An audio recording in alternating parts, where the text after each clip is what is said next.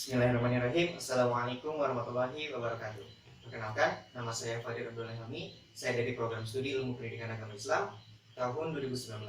Di sini saya akan membahas bab 2 dari penelitian yang sedang kami teliti, yakni mengenai kajian teori daripada komunikasi dan juga pembelajaran.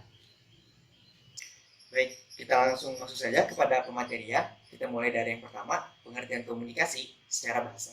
Secara bahasa, komunikasi itu sendiri memiliki asal kata komunis, yang berarti membuat kebersamaan atau membangun kebersamaan antara dua orang atau lebih. Ini menurut Eccles dan Sedley tahun 1993.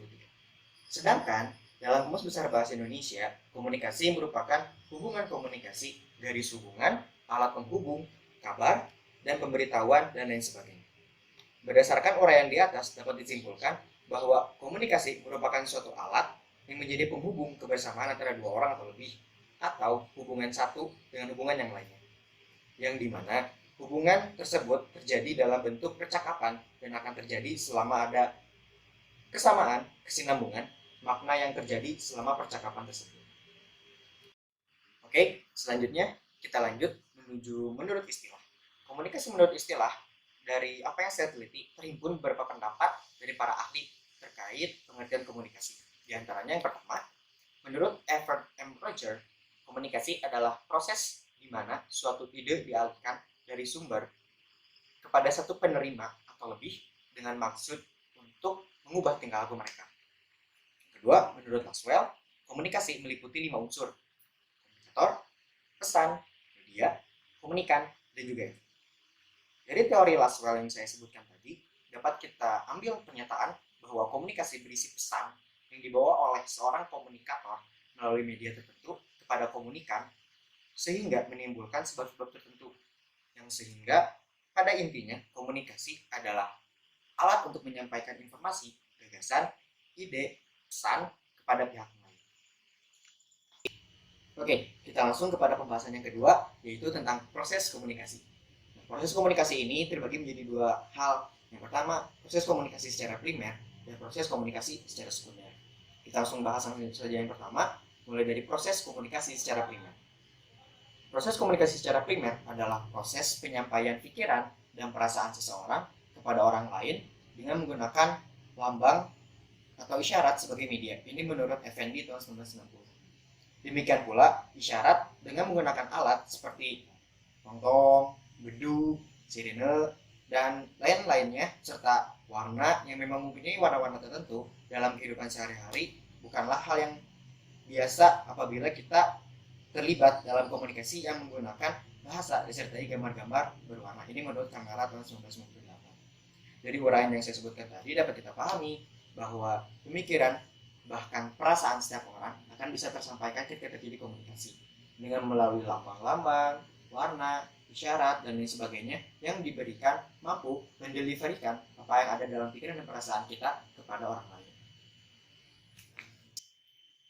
Baik, yang kedua, proses komunikasi secara sekunder.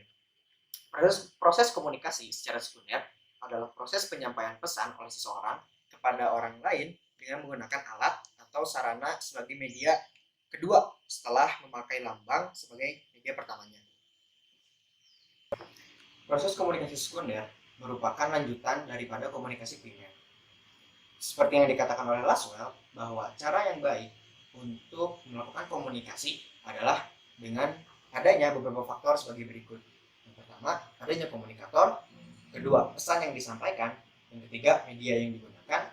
Keempat, komunikan yang hendak menerima pesan. Dan yang terakhir, yang paling penting, efek daripada komunikasi itu sendiri. Maka dari itu, melalui penjelasan Laswell yang tadi saya sebutkan bahwa komunikasi adalah proses penyampaian pesan, ide, gagasan, dan pikiran yang memang berasal dari komunikator kepada komunikan, yang dimana dapat menimbulkan efek bagi komunikator dan komunikan itu sendiri.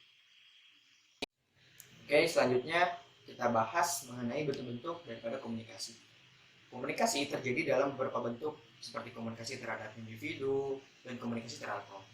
Nah, maka dari itu komunikasi dibagi menjadi dua bentuk, antara lain pertama, komunikasi intrapersonal.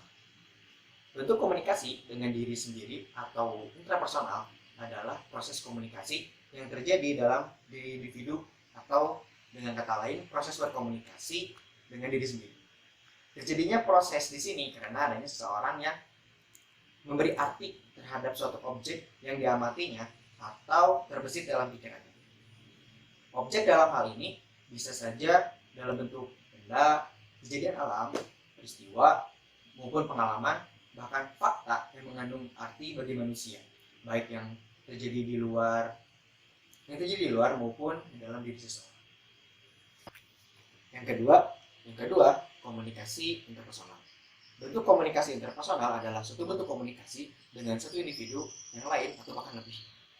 Komunikasi ini menggambarkan atau menggunakan metode tatap muka di mana komunikan mengirim pesan langsung kepada komunikator dan menanggapi pesan tersebut secara langsung.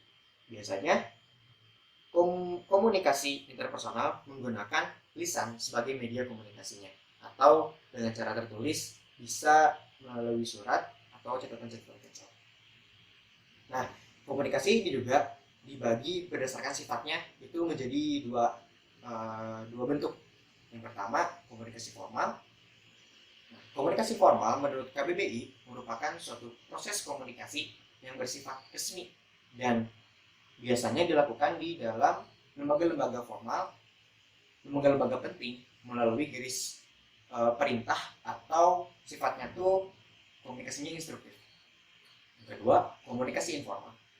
Mungkin ini suatu hal yang memang sudah biasa di kalangan kita khususnya sebagai mahasiswa, bahwa komunikasi informal menurut KBBI merupakan suatu proses komunikasi yang berada di antara yang formal atau resmi dengan yang tidak resistan atau informal. Nah, komunikasi jenis ini biasanya berupa komunikasi yang berhubungan dengan hubungan pribadi atau keperluan-keperluan lainnya, memang sifatnya itu tidak terlalu penting ataupun hanya berefek pada individu itu sendiri. Kita masuk ke dalam hal yang benar-benar penting dalam penelitian kami kali ini adalah pengertian pembelajaran. Pembelajaran atau belajar itu suatu kata yang memang sudah cukup akrab dengan semua lapisan masyarakat. Bagi para pelajar atau mahasiswa, kata belajar itu merupakan kata-kata yang tidak asing. Bahkan sudah merupakan bagian yang tidak dapat terpisahkan dari kehidupan sehari-harinya, dari kegiatan sehari-harinya. Nah, pembelajaran itu sendiri memiliki pengertian bahwa pembelajaran adalah proses interaksi peserta didik dengan tenaga pendidik dan sumber belajar pada suatu hubungan belajar, yang dimana pembelajaran itu merupakan suatu bantuan yang diberikan pendidik agar dapat terjadi proses perolehan ilmu dan pengetahuan, penguasaan kemahiran dan tabiat, serta pembentukan sikap dan kepercayaan kepada peserta didik. Dengan kata lain, pembelajaran adalah proses untuk membantu peserta didik agar dapat belajar dengan baik.